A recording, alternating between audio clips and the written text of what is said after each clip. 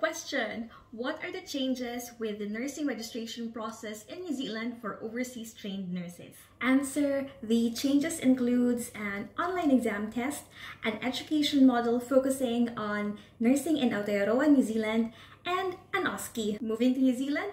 Well, you gotta plan with Veronica. Details up next. On my previous videos, I talked about the 3 steps on how to become a registered nurse in New Zealand if you are an internationally qualified nurse, or for example, if you got your registration in the Philippines or India. And if you missed those videos, I'll write the link in the description box below so you can watch it later. But in summary, if you are an overseas trained nurse and you're wanting to become a registered nurse in New Zealand, you'll have to follow 3 steps. Step 1, apply to CGFNS. Step 2, request CGFNS to send your report to Nursing Council. And step 3, apply to Nursing Council, and then the council will then decide if you need to complete a competence assessment program or not. However, this process is about to change. And so, anong bago? Well, from the beginning of 2024, New Zealand will adapt a similar registration model implemented in Australia and United Kingdom. So this means the focus will be to assess the applicant's knowledge, skills, and capabilities. And these includes 3 things. First is an online exam that tests a nurse's theoretical and conceptual knowledge. So for example, in Australia, they have a version of NCLEX, and that is included for applicants completing the OBA, or the outcome-based assessment. And in UK, overseas trained nurses are also asked to complete a multiple choice test. I think they call it CBT, computer-based test. Now, for New Zealand, the council's website did not specifically mention NCLEX, but they did say it will be based on the state final exam that domestically educated nurses must pass to be registered. So something similar like the state's exam. Second is an education module that introduces nurses to the key features and environments for nursing in Aotearoa, New Zealand. This will cover the position of teteriti and its importance for nursing and a specific approach of concepts like cultural safety, the health and disability system, New Zealand culture, and expectations of nursing practice.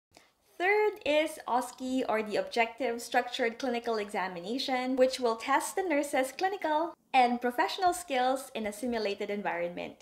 If this is the first time you're hearing about OSCE, make sure you stick until the end of this video because we'll talk more about that later on. But first, if we're just meeting, kia ora, my name is Binibining Veronica. Welcome to the Little Cup from New Zealand to Australia, where I help people create better plans for their big move abroad. So if you want to plan better, please make sure to hit like and subscribe. Salamat po! So what do these changes mean for CAP, or Competence Assessment Program? For years, CAP has been the bridging program that overseas nurses took in order to get their NZRN license. And again, not all applicants are required to complete CAP. Those who are UKRNs or SGRNs, for example, can register in New Zealand as long as they meet the criteria. However, for most applicants, they are still required to complete CAP, provided that they also meet the English test requirement and the years of clinical experience needed, which is at least 2 years in the last 5 years. However, once the changes are in place, nurses will no longer need to complete a competence assessment program before joining the register. Instead, they will become required to take an online exam, education module about nursing in New Zealand, and OSCE. Regarding the years of clinical experience required, once the new registration process is in place, the Council noted that it will require applicants to have at least 12 months post-registration experience, but this can be waived at the Council's discretion. The English test requirement will remain in place, and I have recently created a video about the updates talking about IELTS and OET, so click the link above if you want to watch that next. At this point in the video, it is important to also note that CAP is not only for nurses trained outside of New Zealand. This program is also used by some New Zealand nurses who have not practiced in some time and want to return to work. For those cohort of nurses, the Council stated that they will be working to ensure that a return to practice program will still be available for them. Now, what does this mean for you? If you are an overseas trained nurse who is currently applying or being assessed by the Nursing Council, this will have no immediate effect on your application. However, it is important to note that this new model will be implemented at the beginning of 2024. Having said that, nurses who have Australian registration will not be affected by these changes because of the Trans-Tasman Mutual Recognition Act of 1997. Also, the Council has the ability to introduce alternative pathways to registration, specifically for nurses educated and registered in New Zealand's peer international nurse regulator collaborative, which includes Ireland, Singapore, UK, some states in Canada and United States. There is also a possibility of exploring pathways for nurses educated and registered in Pacific nations. If you are enjoying this video, please hit subscribe and turn on your notification bell so you will know when I upload new videos just like this one. Salamat po! Now, to answer your most likely frequently asked question, how long will this new registration process take and how much will it cost?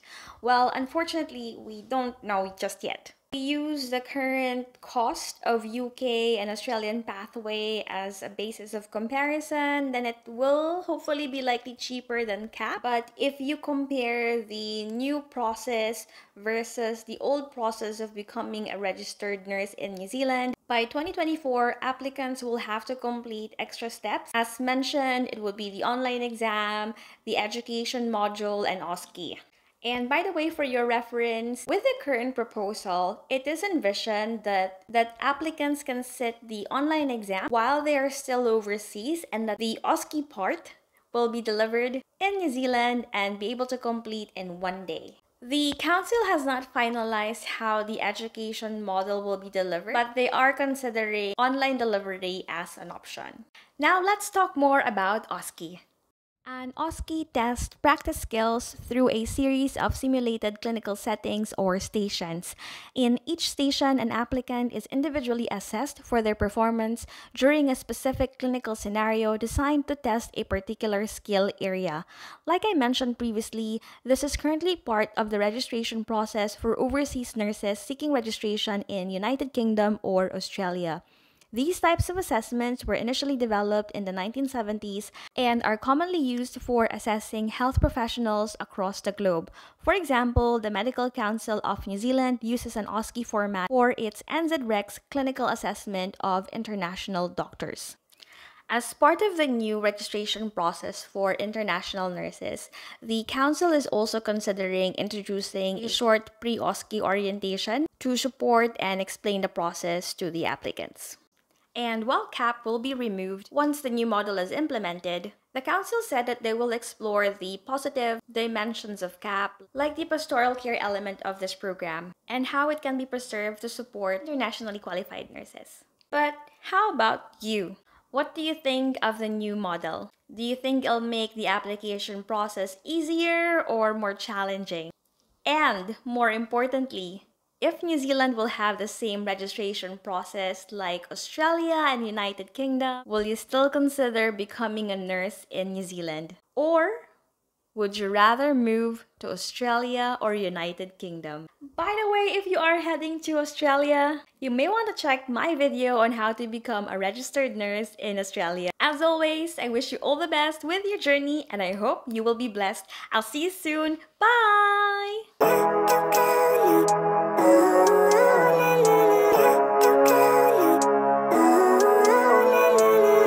Living life, every day, late at night, not okay. All I want, and I pray, all I need are some better days. I'm looking in the mirror, so foggy, but I've never seen clearer.